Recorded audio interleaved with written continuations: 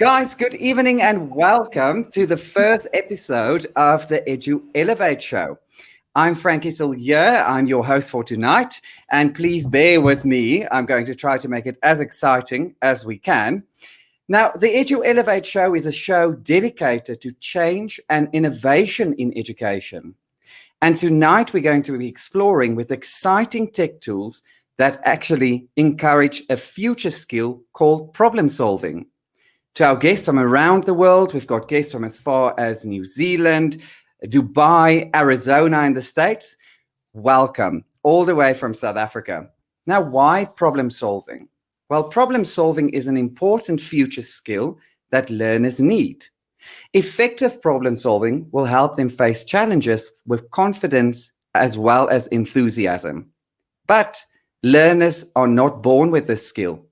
We need to show them exactly what problem solving is, and one way to do that is through exciting activities using impactful technology tools, which we are going to show you guys tonight. We are very lucky to be joined by two very passionate guests that are going to explore with some pretty amazing tech tools. Karen Walstra, let's put her up quickly. Hello, Karen. She is from KWC EvolveSchool. And we also joined by Tim Holliday from Too Simple South Africa. And remember, if you have any questions, leave them in the comment section and we will display them up on the screen. So first up, Karen, we've got the one and only Karen. Now, I had to write down your bio because it's quite impressive and it's quite long. So Karen is an edu disruptor and edu change maker with a passion for playing. That's what I learned from her, is to play and encouraging learners to think outside the box. Her experience in education is truly expiring. Sorry about that. It's truly awe-inspiring and includes a successful 29-year career as a classroom teacher from grade R to grade 11. She was a director of academics, lecturer, and acting head. And Karen, welcome to the show. Woo! Thanks, Frankie. I'm so excited to be sharing with you. For me, teaching about problem solving is just the most important thing as to why we need to teach. We've got to get our children to think outside of the box. We've got to get the children to really explore teaching. So I'm going to share my screen and I'm going to, we're going to play. Okay, so we're going to talk about creating problem solvers. So for me, an interesting study was done by a man by the name of George Lance. And he did this study, which was a very longitudinal study and started in 1968. And the study actually looked at how do we assess creativity. And he used a similar test that they used for NASA. And he started with 1,600 children, and they were 5 years old. And when these children did the test, they saw that their creativity rate was 98%, according to this assessment. He then retested these same children when they were 10, and their creativity had dropped to 30%. So what had happened in those years? Let's think about that. And then when he took the same children at 15, it had dropped down to 2%. He then doubled the number of users and looked at adults who weren't part of his study and the people who were part of his study. And their creativity had now dropped all the way to 2%. So for me, what had happened was these children had gone to school. And so what they said their study found was that non-creative behavior is learned. So as teachers, how do we actually make sure that this doesn't happen? They're in our care for these 13 years from grade R all the way through to year 12. So what do we do? The first thing is we need to provide opportunities for self-learning, for discovery, for being excited about what we do. The next thing is that we need to make children aware of real-world problems. And for me, a really good one to look at are the UN Sustainable Goals. Because if every country achieved those, we would really have a fantastic world to live in, with no hunger and gender equality and equal education and looking after around our world from an environmental point of view. And then we need to encourage our children to collaborate and work together and solve problems, and learn that it's okay to fail. It's not okay to give up. We've got to teach persistence. We've got to teach adaptability. So what kind of tech could we use? Well, the first tech that we could use is geocaching. So for me, geocaching is a fantastic tool. What it does is you go on a treasure hunt, and you go and find spaces that you like. And when you've found those spaces, you've got to then go and find this little bit of treasure that's been hidden. Might be a little box, might be a little book. So if you look at the top of my screen over here, that's a tiny little mini book that was hidden at one of the geos at the Kruger Park. This picture that you can see over here is a geo in Cape Town. So let's have a look on my computer. So I'm going to hop back to the screen. And Frankie, if you can make my picture big for a minute, please. And I'm going to show you the geocaching app. So it looks like that, as you saw in the picture. And here we've got the geocache, and it opens up a map for you. And then if we search, you can search by 4 different things. You can search by location, you can search by tracking. So if we go into location, and if I actually then selected Johannesburg, just have a look as it loads how many different applications there are just in Johannesburg. So I'll make the screen a little bit smaller. Look at those, all in and around Johannesburg. Now, think about your school. If your school had a geo outside, you could tell about your history of your school and make an awareness of your school. But you could also be taking children to these amazing places that maybe you didn't know about, just by getting them to go and explore, and at the same time teaching them about coordinates, something which we often see as really foreign and that children don't understand. So for me, linking maths and real life is really important. So Frankie, if you want to put my shared screen up again, and I'll go back into my presentation. It's just loading. So geocaching, I really love. The next app that I also really enjoy is called Google's Arts and Culture. And for me, the Arts and Culture app is just incredible, because what that does is it actually teaches you about museums and art galleries and artists. And Google has worked with a wide range of different organizations in terms of getting content on the Arts and Culture website. So again, Frankie, if you can pop me back so that I can show my screen. So again, it's the little blue one, and I'm going to click on it. I'm sorry, I thought I could share my screen, but it didn't give me that feature on StreamYard. So we've got to do it like this. So you'll see that as you scroll through Arts and Culture, you can search all sorts of different topics and get your children to learn about all sorts of different cultural things, historic things, art things, go into virtual museums and art galleries. But what I want you to look at is, whoops, the coordination's not so good, is look at the little button at the bottom over here. And I'm going to click that. And you'll see when that comes up, you've got a whole range that they've added. So you've got art filter, you can look at art transfers, art selfies, art projectors, look at color. So it's really cool. We're going to play in the art selfie. So I'm going to take a selfie. So I'm going to line it up and I'm going to take a photo. And let's see what it makes me today. So now you can see the AI working. And look, there it's found. Oh, today it's a pretty lady. So there you can see at the top, it shows you the percentage that it's linked on. And then as we scroll through it, you can see the different people. So now your children can actually go and explore about different types of characters in art. And for me, that's really cool, because you're getting them to problem solve with things that they're familiar with, and taking them to things that they're not familiar with, and getting them to learn about other types of experiences.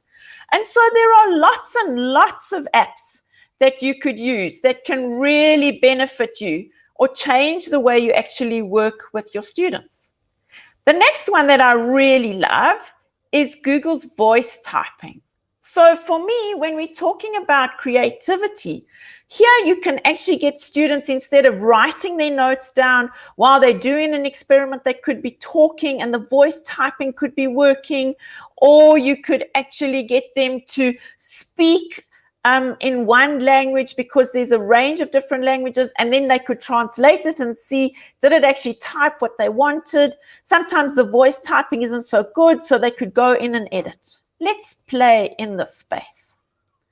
So here I've made a little document with the voice typing. And the way you do it is you go to Tools, and you go down the bottom here to Voice Typing. You can select languages. So like I said to you, there are a range of different languages that you can choose from. I'm going to keep English. I'm going to click Speak. And now wherever your cursor is, when you start speaking, it's going to record what you are saying. It works as effectively as that. So really exciting to see. Oh, it seems to be a bit stuck. Really exciting to see that as you speak, it types at the same time. So for me, I think, I'm just going to stop it and let's give it another bash. I think the connectivity with being on the call is a bit slow. Let's see if we can get some movement. There we go. So as you're speaking, it actually types. And for me, that's really exciting. And you can say full stop, new sentence, and it'll start a new sentence. Or you can tell it new paragraph, and it'll go to a new paragraph. And so you can really use the tool in a fun way with your students. I'm going to stop that and go back to my presentation. So for me, it's using tools like this to really change how we get our children to think, getting them to become problem solvers with tools that they can use. And the last little tool I want to share is called Jamboard. So we speak about collaboration and we speak about working together. But when we work online together, when we share a doc, and in Google you can share all your docs from a collaborative point of view, you can get children to problem solve together. And they don't have to be in the same room. They can be if they want to be, but they don't have to be. And you can get really impactful results from that. So here's an example of a little creative Jamboard. With Jamboard, you can do a range of different things. You can change the background. So if you want them to draw or use tables and things, they could do that. They can also make a color background. You can go in with your pens and you can change your color and write. You can also go in and you can erase if you want. You can use a pointer. If they are using it as a presentation mode, they can go in and use that. These are the sticky notes. Here you can insert pictures. You can insert a range of different shapes, and you can change those shapes to be colors. So for example, in a Jamboard that I did the other day with a group of children, we got them to choose colors and mark which questions they liked or which pictures they liked by adding a different shape, but they could also draw things. Here I can add normal text boxes, and this is a laser that you can use. You can also then keep adding pages to this. And the same is, you can see this one hasn't been shared, but you can share it with people the same way as you do other Google documents. So for me, using tools like this just changes the way we engage with our students. But actually, you could almost use any tool. And it's not really the tool. It's you, the teacher. And it's all about the questions. Are you asking the children higher order thinking questions? Are you getting the children to think critically? Are you getting them to solve real problems? So how do we do this? We want our children to communicate well, both orally and in writing. We want them to work effectively together in teams and in groups so that they can work together and not always have to agree, but have to respect each other. We want them to think critically. So we've got to be asking the higher order thinking questions. We've got to be getting them to reflect on their work. We've got to teach them how to develop that skill. We've got to get them to analyze the information and say what's working and what's not working. And in that way, we will be getting them to solve problems. If we get them to look at these big world problems and say, what are solutions we can come up with? And give them these other tools to help them, they will become problem solvers. So, how do we do this? We get them to define the problem. We mustn't define it. They must define it. We give them a scenario or a situation or a context, but they must be able to say, what is the problem? What can we do? Then we get them to investigate and find out and learn about, to solve the problem they have established. Getting them to explore how they will do that. And then they create a solution. Whether it's written, whether it's made, whatever, they create a solution. And once they've made one solution, they now go on and reflect and check and try again and say, hey, what's working? What's not working?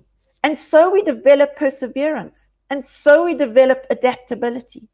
So they might be using the design process. Or they might be using the engineering process, or even the technological process. We might say that they're going through the design thinking process and get them to move through that way, or saying that they're using the thinking process. But we've got to get children to think. And in that way, we are creating the problem solver, that they become problem solvers for the world around them, for the situations they're in.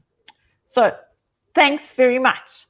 Those are my few thoughts on how do we actually get children to be problem solvers? How do we engage with them so that they really become children who are thinking actively, not passively, that they're engaging with the lessons that they are working all the time. So it's really exciting for me to see how you do that in your lessons and how you work that around the stuff that you do every day in the classroom. And for me, you can do it in any lesson. I really, really think that there are so many ways in which you can do that. So, hello, Frankie. Hello, Corin. Thank you so much. That is, as always, it was pretty spectacular. We just got a few questions and some feedback in the comment section. We got Stefan Notnagel. His feedback is, it is great to encourage us not to be afraid to remain creative. But years of negative feedback and beating us into the rigid school system is hard to unlearn. It's okay to fail, really what most children and adults experience. Yes, it's definitely okay to fail. And we've got to teach people that it's okay to fail. And what you've got to teach them is that when we've done something and it hasn't worked, what did we get right to where it didn't get, where it's seen as wrong? And how do we fix that up? For me, that's really, really important. The okayness of failing. But it's don't give up. That we mustn't give up when we haven't got it right. It's how do we persevere to get it right? What do we need to learn to get it to be okay? Absolutely, Corin. And making mistakes is so vital during the problem-solving process, learning problem-solving. It's important that we actually make mistakes to learn from them. Yeah. Thank you so much. Yes. I see Nikki said is Jamboard free. Nikki, Jamboard is part of Google's G Suite. So it's just an app that is there. So yes, it's just part of your G Suite. So if you've got a Gmail account or an educational business Google account, it's there. But yes, it's free. It's part of the suite. Thank you very much, Corin, for that. You taught me a lot of things about StreamYard today, so I'm figuring things out in the background. I'm very thankful to you. But thank you so much for joining us tonight, and we truly appreciate your valuable input. And it's lovely, as always, to connect with you and to have you at these shows. Thank you so much. Oh, no, thanks so much, Frankie. Okay, ladies and gentlemen. So next up, we've got Tim Holliday. Now, Tim Holliday is from a company called Too Simple Software, South Africa. He's the country lead. And his passion, he lives and breathes PurpleMesh, which is an incredible platform. So Tim's dream is that every child will get an equal opportunity to access the same premium quality and learning materials wherever they may be. Tim, can you tell our guests who you are and what you do exactly? Yes, good evening. Thanks, Frankie. I think you just told everyone exactly who I am and what I do. So thank you for getting that out the way for me. But yes, basically, I am Tim Holliday. I lead Too Simple here in South Africa. We are an incredible company, if I can say so myself. As Frankie said, I live and breathe PurpleMesh. It is inside my bones and flows in my blood. So if you ever want to learn about PurpleMesh or know anything about it, you're always welcome to call me and we can have a chat. That is everything basically about me. I don't know if you want me to get going and start talking. I just have one question for you, Tim. I'm going to put you on the spot. How can we use, because I know in your session you're going to talk about how we can use PurpleMesh as a tool to encourage collaboration, but how can we use collaboration to encourage our learners to problem solve? Awesome. So I'm actually then going to jump into something I was going to say a little bit later on, but I think that collaborating on a problem is very important because a lot of children, a lot of learners have much anxiety around problem solving because it's always been seen as something that if you don't solve the problem and do things right and do things the right way around, you're going to get in trouble or something bad's going to happen to you. So at least if we can work together as a team, we can start to see different solutions and we can actually find the fun in problem solving and make it more of a game than anything else. Where finding a solution to a problem should actually be a fun, exciting thing. You shouldn't be finding a solution just because you think you're going to get in trouble for not knowing the right answer. So that's the long way around of getting to my answer of that. That collaborative problem solving just is fun and it turns problem solving into a game. And with some of the tools I'm going to show you just now, we work a lot with collaboration where the learners can work together. And yeah, I'll jump in and show you now on PurpleMesh when you're ready. So basically, what I was going to start with is the number one step of problem solving for me is to normalize the problem, to normalize the fact that there's trouble to start with. Like I said earlier, there is a lot of anxiety around problem solving. And I don't think that's a fun way of doing things. So I think we need to go forward and make problem solving really exciting and make it creative. So the first thing to do is actually now I'm talking before we go into PurpleMesh, obviously. We're going to go and normalize the problem. We're going to go and find, maybe even name the problem, call it something funny, and make it something really real and something that you want to understand the answer to when you get there. So that would always be my step one, is normalizing it so that there is no anxiety around the fact that you actually are trying to solve a problem. So we're going to call it solution finding rather than problem solving, right? The next thing that we're going to start off with is, we're going to carry on with is planning. So planning, to me, once you've figured out what the problem is going to be, you've named the problem, you've realized where you want to be in the end, you need to start planning going forward. So now I'm going to go into PurpleMesh and show you the tools that we have that we can do this with collaboratively and on your own.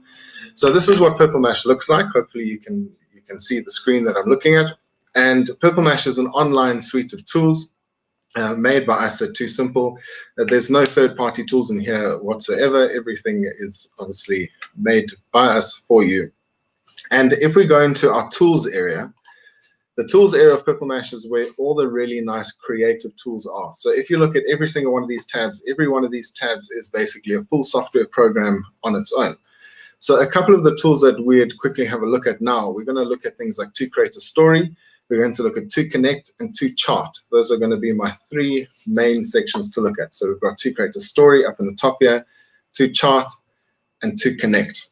Starting with ToConnect. ToConnect is a mind mapping tool that you'll find inside the tools area. I'm going to launch the app. While I'm going through this, someone's probably going to have to stop me at some point, otherwise I'll just talk all night. But while we're having a look at this, you can see when I open a tool, it's going to ask me if I want to set that tool as a to-do, or anything that I open, it's going to ask me if I want to set it as a to-do, obviously because I'm logged in as a teacher. So I'm sidetracking a bit to tell you that if you are from a place in the world that has a lockdown at the moment, or if we ever go back into a lockdown, or if you ever want to do this for homework, you can always set these tasks for kids at home, and you can mark the work and monitor everything from wherever you are. So we make remote teaching and remote learning really, really easy and really fun. Okay, so I've now come into ToConnect. You'll see if I open anything in ToConnect here, I'm going to open something that is already made, a little template. And you can see that what we have is a mind map. So the coolest thing about ToConnect and using this as a mind mapping tool is that it is a collaborative tool. So you'll see on the top left-hand side here, we have a little collaboration button. At the moment, collaboration is off.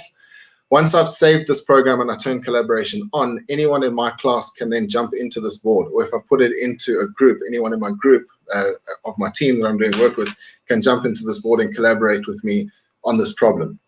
So we can go and make this into a little problem-solving mind map that we're working on.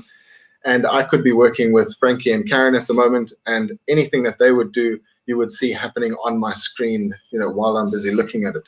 So it's a beautiful way of doing things remotely and having kids in a different place and working on the same problem. But obviously, again, if I'm working on something myself, I can do this mind map alone. So if I had to go into any of these bubbles in the mind map, I could edit here. I could link these bubbles to different websites, to videos, to any research that I've done. So what looks like a very simple mind map, just looking at it, it goes incredibly deep. And I can also link any of these to work that I've done within PurpleMesh. So if I've gone and used one of our creative writing tools to write the problem or to write parts of my solution as I'm starting to work things out, I can link two parts of my work inside PurpleMesh and make notes about it. So when it comes now to to the teacher marking the work, you don't have to go and pull together bunches of work from all over the place and mark, say, a year's worth of work. If you do a term-sized problem-solving project, or any project for that matter, we don't only have to talk about problem-solving. Instead of you going and having to pull all the work together, because the learner has linked work within this mind map, you'll be able to direct yourself to all the work that they've done and mark on one single place. So that is my my intro here to ToConnect. When I'm busy working on ToConnect, it does give me a little notepad down the side where I can write notes. If I start, I don't know what you are all like, but for me, I just have random thoughts while I'm busy working things out. And if I don't write them down, they're gone forever, and I'll probably never solve the problem because I had the solution for a second and I forgot about it. So we have a little notepad down the side where you can write notes. If you are on a collaborative notepad, these notes that you write on the left-hand side are your own notes. No one else in the group will see them. So that's what ToConnect looks like. As I said, ToConnect is one of very many tools inside PurpleMesh, and we're only looking at planning tools at the moment. But we do have game creation tools, we have animation tools, we have coding tools, we have a typing tutor, we have absolutely everything you want inside this program. So the next thing I'm going to look at is ToChart. So ToChart, you'll see, is in our coding area of PurpleMesh, and we put it there because we want our learners to plan the code that they'll write when they eventually get to writing code. And without jumping onto the coding bandwagon, which is too easy to do when you're talking about things like problem solving. Obviously, coding could be massive in problem solving, which is actually why I'm trying to stay away from it, because I know that it's the easy way out. But we've put ToChart in here so that we can so that we can plan our code. So we have different flow charts that we can choose from. I will just choose one that's already made here. I like eating pizza, so I will go for eating pizza. And we can start to create flow charts for our problem and to solve our problem. So it all comes down to the planning first of all, and then back to having fun. So I know that a flowchart doesn't look like so much fun to begin with, but once you start to actually see results in the chart that you're creating and start to see patterns, that's where the fun starts to come out. So that is to chart. That's one of our problem-solving tools in PurpleMesh. Some other problem-solving tools we have, things that we can work towards problem-solving, is to-question, and to-question is a branching database where we will have a question, with two answers. You're going to follow the right answer until you get to the solution that you want. And any of these programs can be used as a teacher, where you can actually go and create the program yourself, as the child usually would. Go into one of these programs, create a huge problem, create the solution for it, and somewhere along the line break it. Break it so that they actually have to go and fill in the gaps, and then create that or make that into a group activity where they need to maybe go from the solution and work back to the problem, or work back down, or go both ways until they together can actually find the missing link of the problem. So yeah, that's to-question. And then the last one that I wanted to show you would be to create a story. Please, if anyone does want to look into this in more depth, because PurpleMesh is massive, and I could literally sit here and talk to you about it for about 8 hours and not get bored, and hopefully you wouldn't either. You can always give me a call, send me an email, and we can go more in depth into these tools. But to create a story, one that I'm going to open, I'm actually going to open a quick example, because otherwise we may just be here all night. And I will go into the group. You can see now if I am in our work folder or our work area of PurpleMesh, it's like your My Documents folder on your computer, and everything is obviously cloud-based. So this is something that we've already created in To Create a Story. So To Create a Story has something called the adventure mode. And adventure mode in To Create a Story is basically a choose your own adventure, or choose your own ending, or choose your own adventure story that you would create yourself. So I don't know if any of you read when you were much younger the Choose Your Own Adventure books. I haven't actually seen them for a very long time, but when you get to a specific page and you have to decide what happens next, so you can go to page 58 or you can go to page 100. This is exactly what we're creating in To Create a Story in adventure mode.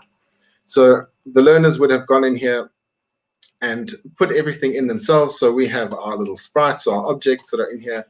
We can animate these objects. We can give them all different characteristics, and then we have a hyperlinking button. So this also kind of pushes you into some coding and web design, where we're learning about hyperlinking, but we're not going to get into that right now. I'm just showing you that you can go and add all these bits and pieces in.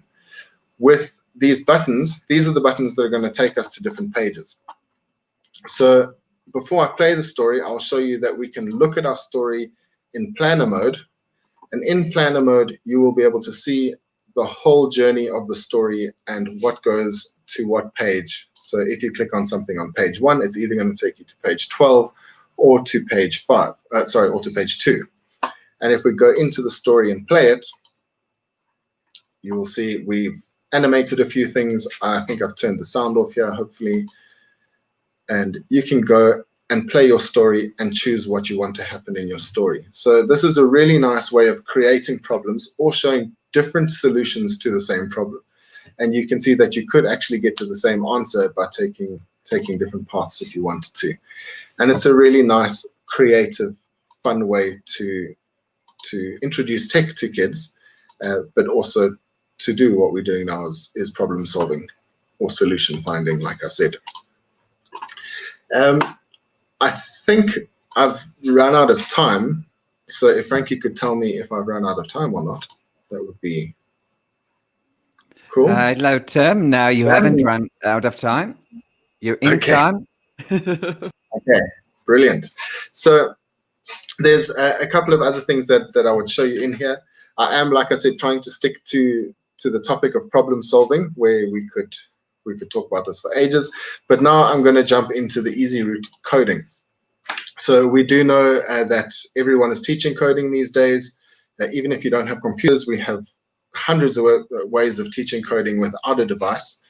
It's mostly just about teaching, instructional thinking and recipes and things like that. Everything that has a procedure basically is a code. So that is also a really nice way of looking at problem solving. But if I go into our program called ToCode, ToCode is our most popular coding program on PurpleMesh, and we have challenges. These challenges will take you step by step through ToCode that will teach you different functions of coding as you go through it. So you're not going to just get, so it is block-based coding, by the way. You won't just get all the blocks, and you will, as the teacher, you first of all will have to learn how to use the program before you can teach it. That's not like that at all in PurpleMesh. This will give you a journey through learning how to code block-based and then moving into JavaScript as we get into level 3 of ToCode, where your kids can actually write in JavaScript in the end. But what we would do in a normal free code situation if we're teaching problem solving is to go in as a teacher into one of the free code areas, create a piece of code, and then break it where you would send it out to the kids that don't have to fix it. So inside PurpleMesh, we have a debugging area where we have so kindly gone and created broken code for you. And all of this broken code can be monitored by the teacher. So anything that your learners are doing, all of their work will go into this data folder, and you'll be able to see exactly what they've done, what they've covered, what they got wrong, what they got right. And you can actually monitor and assess everything that they've done in coding. And that goes for everything into code. You can assess and monitor everything that your kids are doing, actually throughout the whole of PurpleMesh. So again, I'm going to go back to telling you that if you are still doing remote teaching, you can monitor from a distance, which makes this beautiful. While I'm going to launch an app, I'll just quickly point out that we have done recently another Google integration where you can go straight to share to classroom instead of going to set as a to-do in PurpleMesh if you don't want to. But going into one of these challenges, you'll see this is what it looks like. This is a very simple one. So this is our chimp. Chimp is basically level 1 in ToCode all the time. So this is our chimp debugging, where you will have a problem. So the stage lights are broken and you need to fix the stage lights. There will always be a little video and a hint to help you along. If you use a hint anywhere in ToCode, you lose a point, and that's how you assess how the kids are doing in the program. So this is what it'll look like. There will be the program, there will be the code that is broken, and you're going to go and have to fix it. And when you fix it, okay, make this green and blue. When you fix the program, it's going to say go to the next challenge, and then the next challenge will just be a little bit more difficult and more difficult as it goes along. So there again is another part of PurpleMesh that you can use for problem solving and also just for fun. Like I said before, we want to make problem solving as fun as possible, and I truly believe that using the tools in PurpleMesh, you are going to have happy children and very happy, more relaxed teachers with more time on their hands, which is always the goal. So I think before I jump into the next thing and take up your whole night, I think I'm done showing what I need to show here, Frankie. Thank you so much, Tim. That was truly incredible. Just some feedback that we received. EvolveSchool said, ToChart is incredible to teach flowchart, which is a useful and incredible tool for students. They also say 2question really makes you think. Lovely ideas, Tim. And then we've got JD Umgandela that said, love the idea of teaching learners that they can take different paths to solve a problem.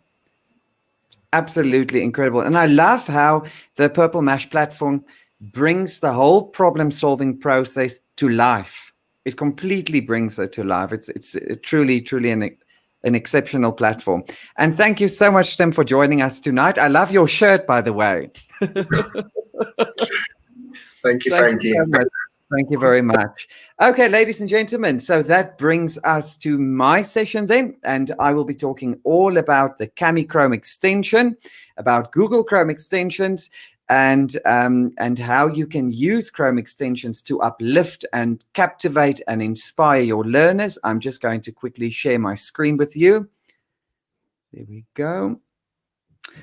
All right, so I made a little presentation, and I always ask, but before I dive into this presentation, I just want to ask Karen, can you see my screen, my presentation?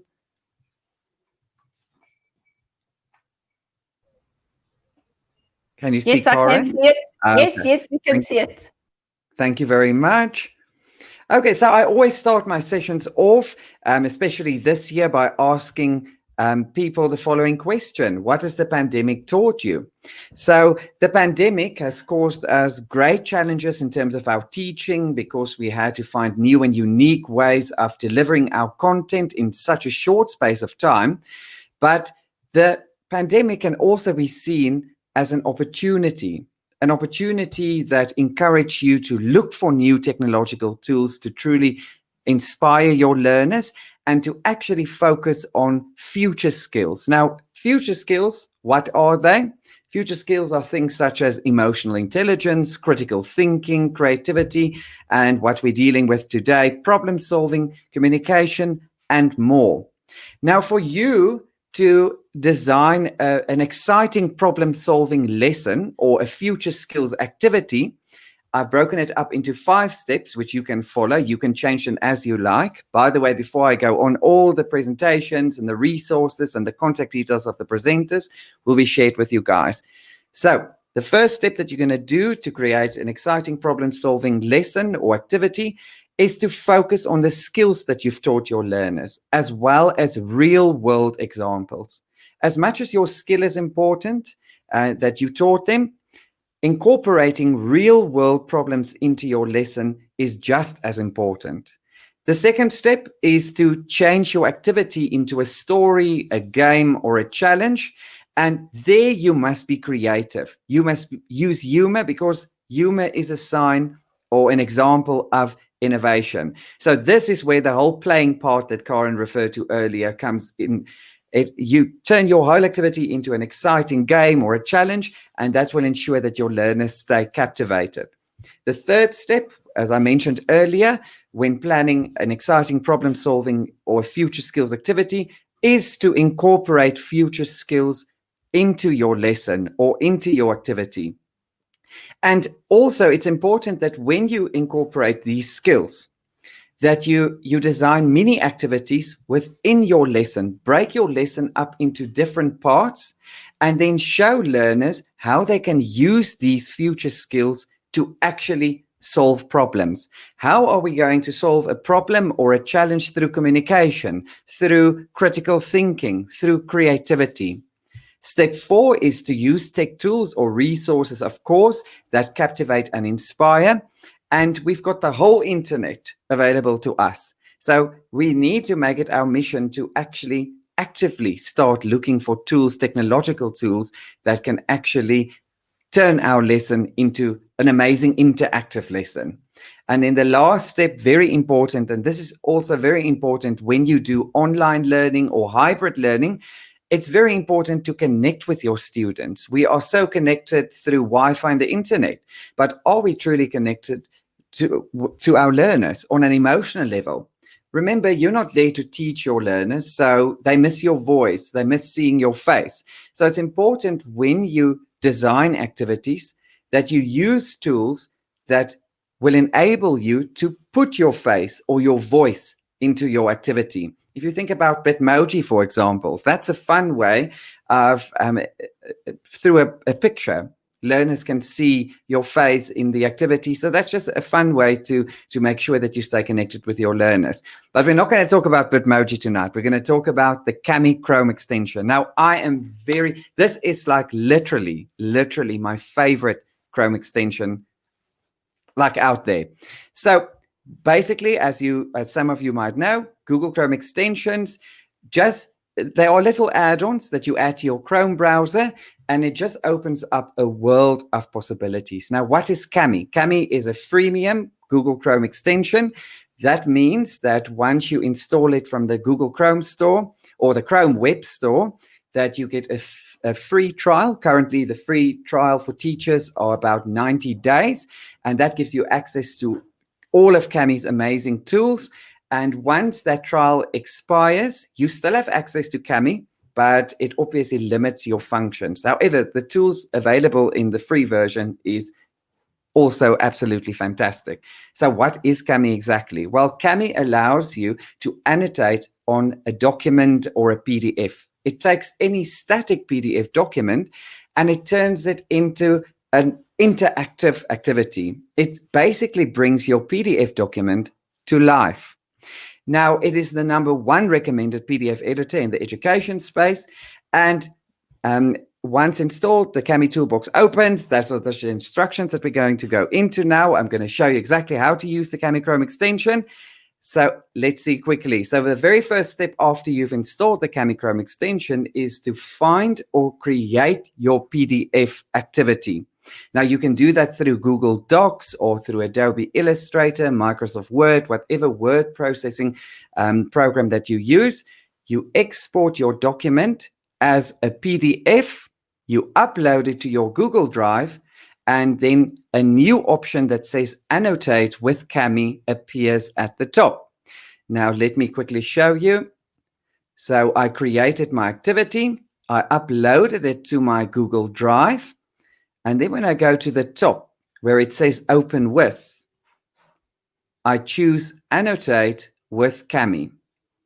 And once I click on that option, it will open your activity, of course, on the Cami platform, and you will see on the left that all of a sudden these amazing tools are available for you to use to make your activity come to life. And these tools, your learners will also have access to these tools to answer questions, video questions that you add to your PDF document, and more.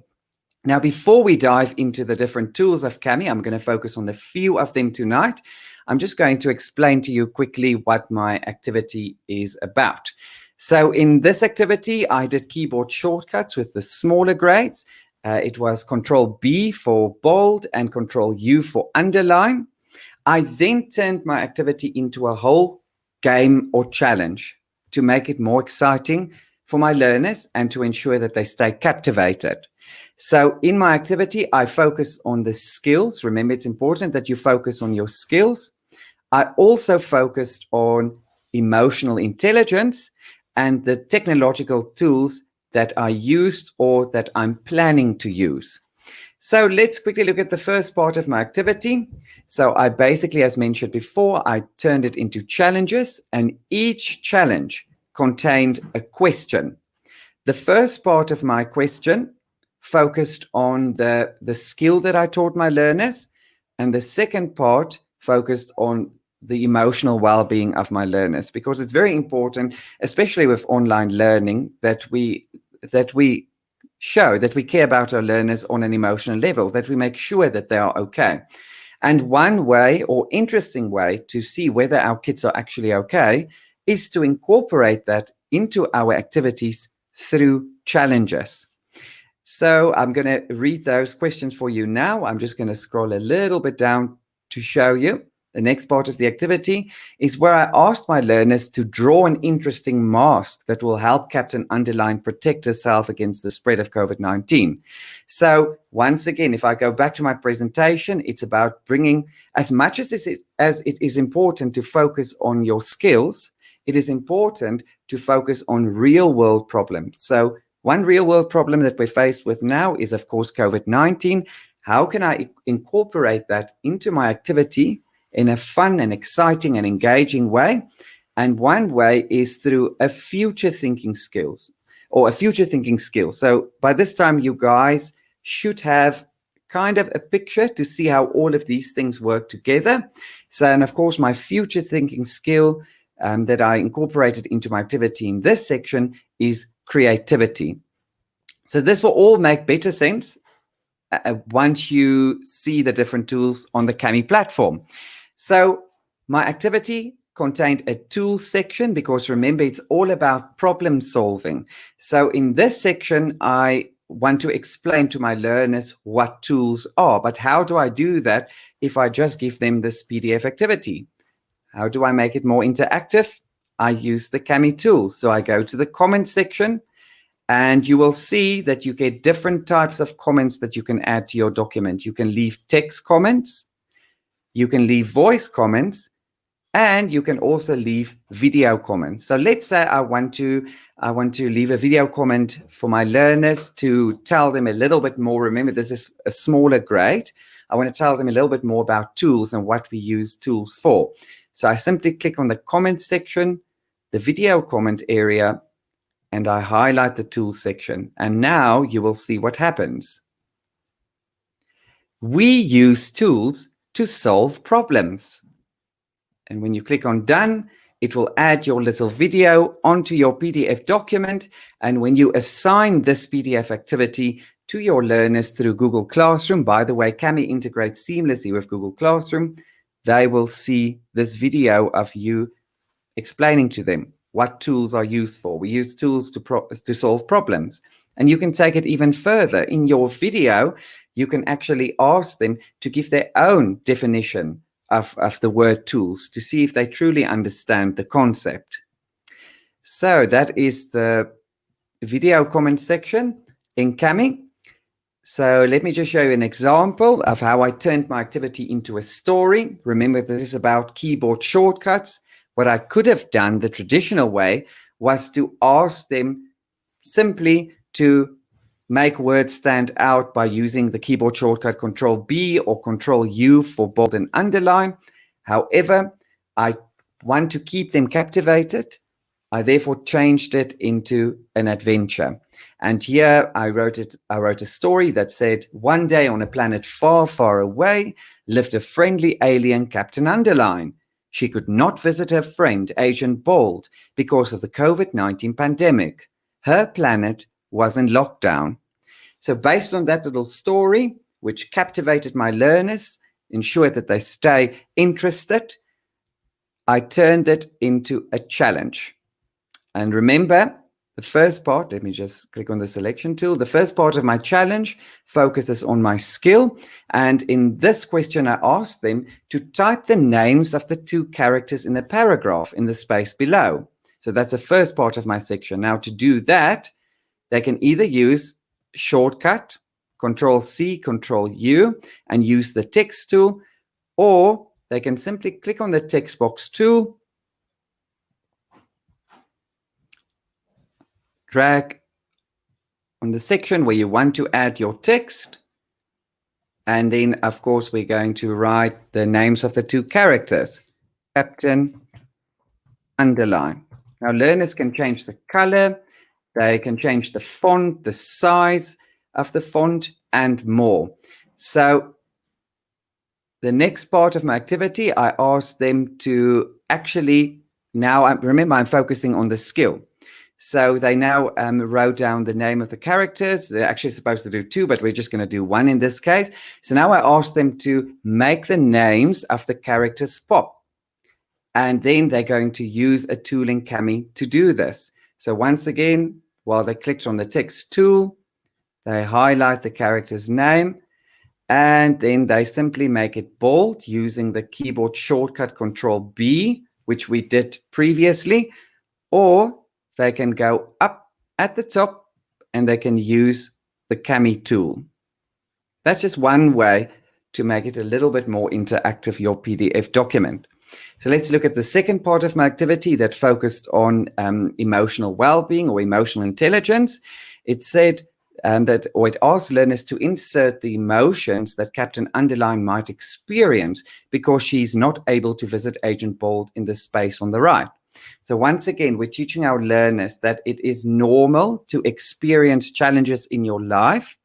We want them to work through these negative feelings or emotions. So that is why we incorporate emotional intelligence into our lesson.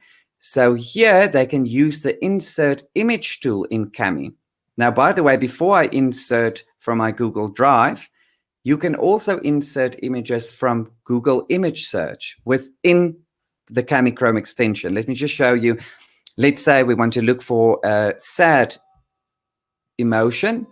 You simply click on the Google search button. I'm just going to do that again for you. You go to Add Media, you scroll down to Google Image Search, and you search for your image, sad emotion. And then learners can, of course, double click on the image and drop it into the box. So that's just one way to make it a little bit more interactive, focusing on the emotions, emotional intelligence, which is, of course, one of the future thinking skills. And so Just as a reminder, we focus on the skill on the left and on emotion on the right. So the next part of my activity will use the drawing tool on the Cami platform. I ask learners to draw an interesting mask that will help Captain Underline protect herself against the spread of COVID-19. So that's my problem that I give my learners. They have to use their creativity to solve this problem. And how do they draw? Well, they simply go to the drawing tool on the Cami platform. They can change the color, they can change the stroke thickness, and they can start drawing on the PDF document.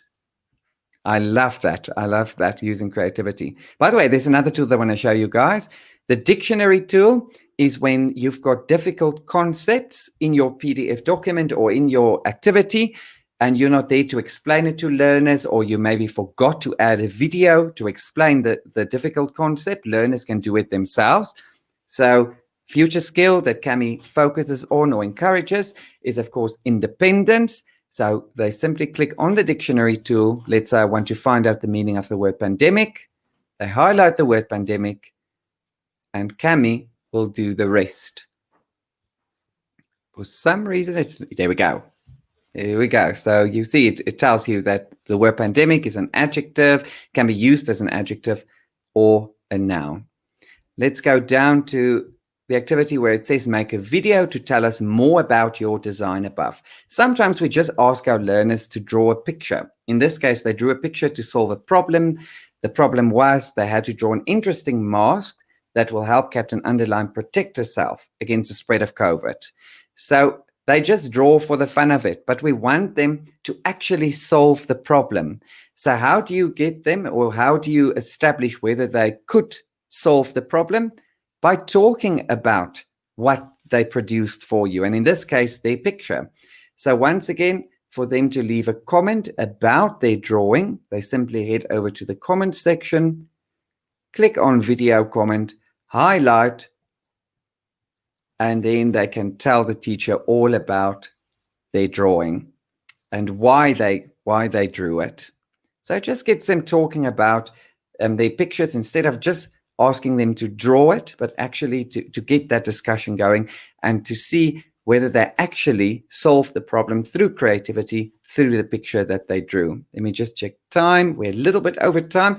I'm going to be quick. So this is once again, the next challenge is all about my skill on the left, and on the right, it is about my emotions. I'm not going to go into that. The last two sections in my activity that I want to focus on is challenge 5.